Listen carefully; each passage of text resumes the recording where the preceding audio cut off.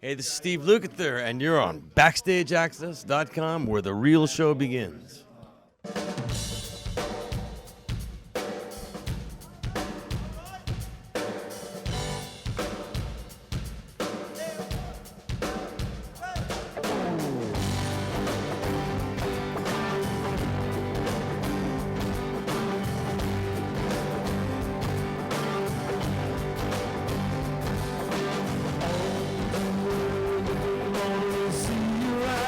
We're here at the Fallsview Casino in Niagara Falls, Ontario, with Steve Lukather, guitarist from one of the greatest bands of all time, Toto. Oh, really? Oh, thanks. love Toto stuff. My high school band, yeah. Was it really? I didn't realize that. I thought you Pretty formed, much. I mean, I'd say 85% of us, yeah. Wow, that's fantastic. Now, if we go back a little further before your high school times, this is a story you've probably told a lot now that you're playing with Ringo Starr. Oh, yeah. With the Beatles well, album. man, it was the on switch to my life, not just music, my life. You know, something hits you that hard. And I was just a, single-digit little kid. I mean, I was 7 years old when I got a copy of Meet the Beatles on my first guitar. And there's something resonated in my soul. Now, never in a billion years, did I ever think that I would ever end up here. You know, I've had the honor of working with Paul on the Thriller record with Michael Jackson, and then we were in a movie with him as well, and then George became a friend of mine, like in 1992, after Jeff passed away. He came to play with us at the benefit, and then we have mutual friends, Jim Keltner, and a lot of same circle. I never realized that I would know any of these people. And now to go on the road with Ringo, I mean, I'm on the road. It's like I'm really, and he makes us feel so at home. And like one of the band. I mean, I just met him, 2 weeks ago, and this whole thing leading up to this, it's a great honor for me. It's gonna be the best summer vacation of my life.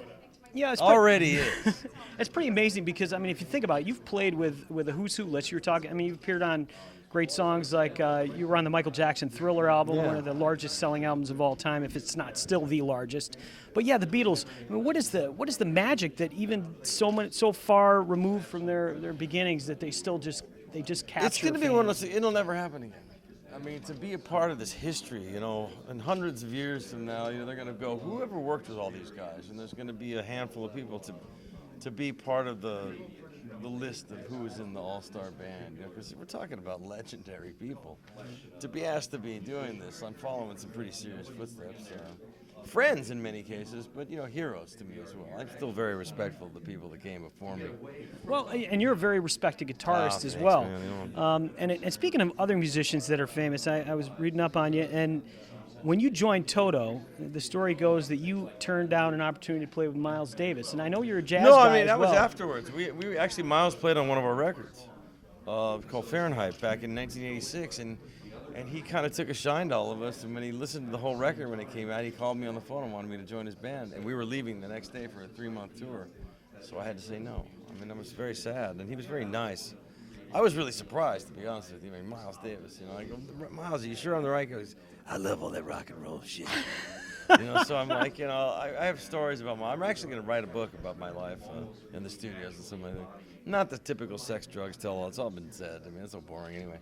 I mean, about the music and the records and the people that I have amazing stories with over my years. Because I have a little bit, kind of a more extraordinary situation as I was a session musician and played with so many different people. I wasn't just a guy in a band that does his songs and goes on the road. I mean, I've had a chance to be in the room with some pretty amazing people. It's kind of humbling to think about, really. And I read somewhere that you've been on 1,500 recordings. I wonder if anybody ever comes up to you and says, 2,500. I mean, I don't know. It depends on who you count. It's a lot. I'll just say a lot of stuff over the 30. I mean, at one point you're doing 25 sessions a week, and you can do hundreds of records in a year. Just for me, I could roll in and do a solo on somebody's record. I could do 3 different albums in one day. So I don't really do that much anymore, but there was a time when that was really some of the most fun in my whole life. Has anybody ever said to you, hey, I love the work you did on this album, and you just said, oh, I was on that album? Sometimes you go to Japan, and they come up with these stacks and stuff. It's like, oh, wow, man. And I'll grab them and I'll go, did I play on this? And they go, look, there's your name. A lot of things happen very quickly. I mean, the big ones you remember, the big artists that, that I've had a chance to work with. And I guess, if we talk back to do the final question here. It looks like we're running out of time. One of the major sessions you played on, "Beat It" by Michael Jackson. I mean, Yeah. just an iconic song. And I mean, what do you Yeah, we remember did about that we session? did a bunch of stuff on that. I mean, well, that was kind of put back together backwards. That's a long story, actually. Eddie and Michael, we had to overdub to that. Eddie solo and Michael Jackson's voice, and that was it. Jeff Porcaro and I put that record back together again, and then we got back together and worked with Quincy and Michael.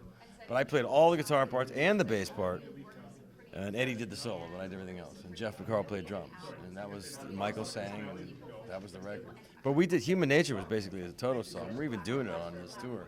Steve Porcaro wrote it. We all played on it, arranged it with Quincy, and then we did the McCartney duet, which is how I met Paul. Wow. And then he flew Jeff and I over to work with him in London. And you know, it's surreal, my surreal life. You know what I mean? Well, It's, I tell you don't when. really think about it until somebody else mentions it. Well, I think when the book comes out, it's going to be something we're all going to want to check out. But listen, what's next, real quick, for you other than the book After or this, I something? got a solo record. It'll be out in January, and then the old guys Toto are going out for a month, and then next year's our 35th anniversary. So I think we're going to try to get it all back together and do a world tour. So Well, great. Well, I Figure hope it you so start coming. I hope you come around this way, and thank you very Thank you much very for much. being with us today. Great.